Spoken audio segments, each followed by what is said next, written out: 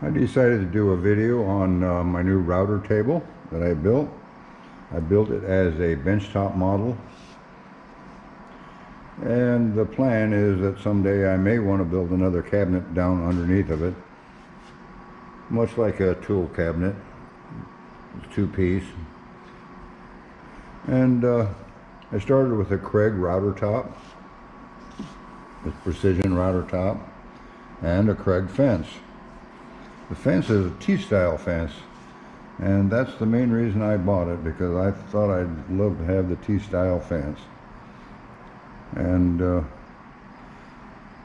when I built it, I made a few alterations to the fence. The first thing I did was I wanted a little more room for the fence to slide to the back of the table. So what I did was, this rail here was originally put onto the tabletop with the back of the rail flush with the back of the table. So what I did was figured it out that it needed to go 1 7/8 inches past the edge of the table, which would let the fence go back until the other end, the clamp at the other end, would just catch on the end of the slot before coming out of that hole. So that's as far back as you can go. And then I decided I would like to have a digital readout for the fence. So I bought a Wixie planer scale and digital readout and mounted it underneath this rail, and made a bracket that comes up and fastens to the T-fence, the fence T or whatever you call it. And I made a Acme threaded rod here. It's a 3/8 threaded rod, and I mounted it inside this rail, and I used wooden bearing blocks on each end to center it. And then I needed a way to attach it to the fence. So what I did was made this little wooden block here with a square hole in it, and there's a 3/8 key stock, a piece of key stock that I cut. I cut a piece of the Acme nut, and that's actually exactly 3/8 square, and welded it to the end of the key stock, so that when it goes down in here, it gauges the threads on this Acme threaded rod. Then I made a little knob here that's eccentric, so when you turn it, it'll drop down into the threads. And I have that little green strip on there so I can tell when it's engaged or not engaged. There's unengaged. Now you can slide the fence, and when you put it down, it drops in, and now you can't slide the fence. And now it can be adjusted with this knob right here, which when I turn it, you can see the digital readout. It can bring it, you can move it by hand a little faster. And then we bring this up and slide it up a ways. Just center it on the fence here. And we'll drop that back down. Now run it to 0. There's 0. Now the fence is exactly lined up with the center of the bit. And from there I can measure any measurement I want. And I can lock it down there. And I just love that feature. Makes it very easy to set up and route dados in the right place. And then down below here, I built 3 drawers in it, and all the drawers have a cutout in them for the router down below.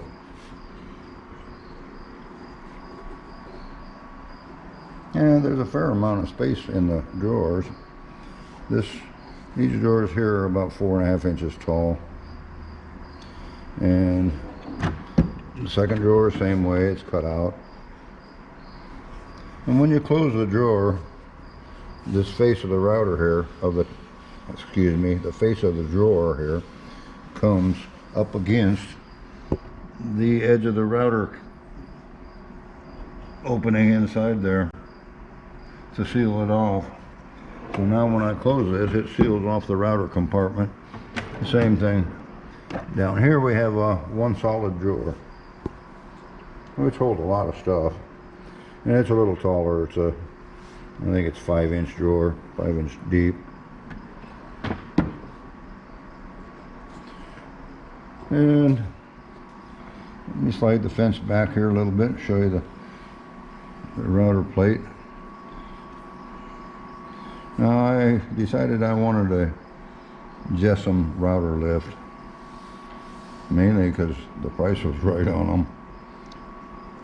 And to mount that in this Kreg table, I had to make a wooden frame inside of here, inside this opening on the table. And it's maybe inch thick here all the way around. And then I fitted it perfect to the opening and glued and screwed it to the tabletop. And it's been put in just deep enough so this router plate can drop down in there level. And that worked out real well. And the next thing I did, take this out. I wanted the dust collection fixed so there was no dust going down to the router. So I built this wooden, what do you call it, wooden cavity in here underneath this top. And that wooden cavity literally catches all sawdust. No sawdust ever gets down my router at all. And also here where this hole was in this Jessom top, I made a plug to cover that. And what that is for when I do dados and stuff, it sucks the sawdust down, and so it doesn't go all over the top. And that works really well also. So this doesn't seem to affect anything. I can, as far as changing the bit, let's unlock this and let me crank the bit up all the way up here. Still gives me plenty of room to change the router bit. That's just up. That's where the router stops up against this wood almost. Now to change the bit, I can't really do this with two hands, but it's very simple. Right there, that holds the lock pin in on the router, and use the wrench and just unscrew the nut. So that works really well, like so. And I really like that feature. Put the router bit back down.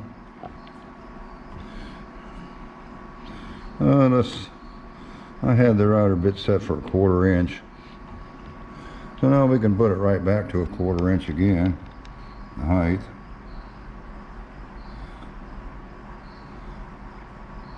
Oh, we want 250 on there.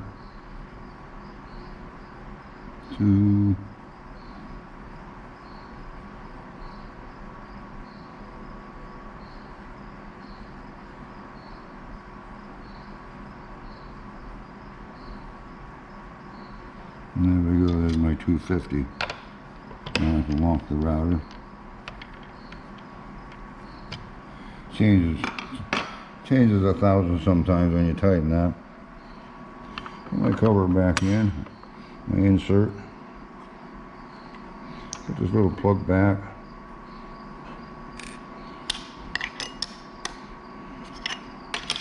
And there we go, we're all ready to route.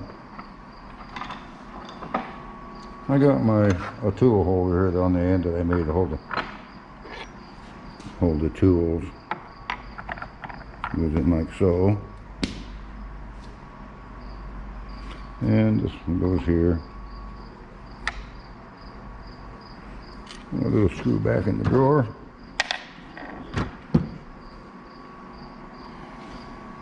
And that's about it.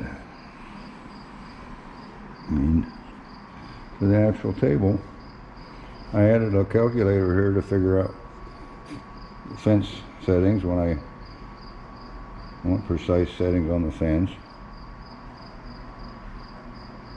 Well,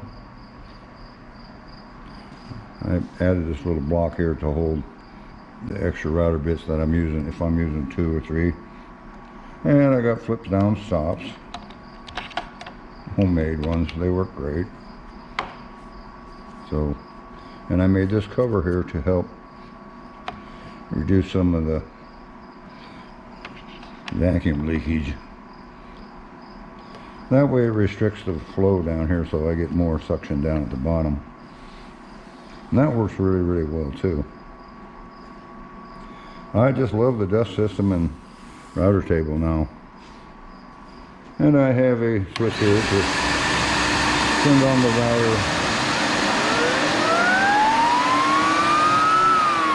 and the vacuum. I'm going to take you around back in my drill press table. I have a lot of junk in the way here, but around back, this is my vacuum hose from the vacuum. Comes into a T-fitting. The T-fitting's got a hose on it that goes clear up to the right underneath the router lift to collect all the dust from the router bit. And I have a wastegate here to shut this tube that goes up to the fence, to shut it off. And that gives all the suction to the router table, or the router top. And that way, depending upon the operation I'm doing, I can direct the vacuum either up to the fence or all of it down here to the bottom. And that works great. This is my Wixie readout mount. That can be dropped down or taken off when I don't want the fence on the table. And I made a place here to set the fence. It goes across, all the way across here when I'm not using it. Here's the back of the rail that I added.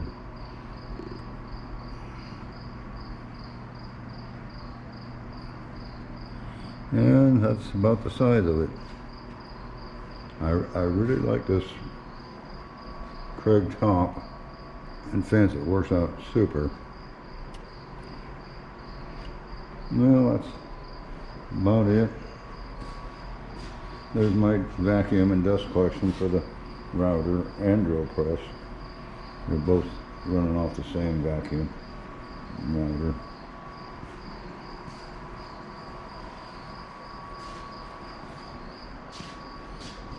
The drill press hose is nothing but a vacuum hose with a cap on it. I just cap it off. Pull the cap off when I need to use that.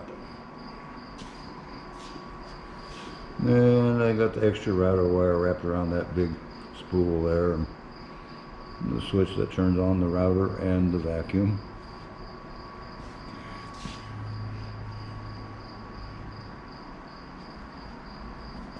And that's about it.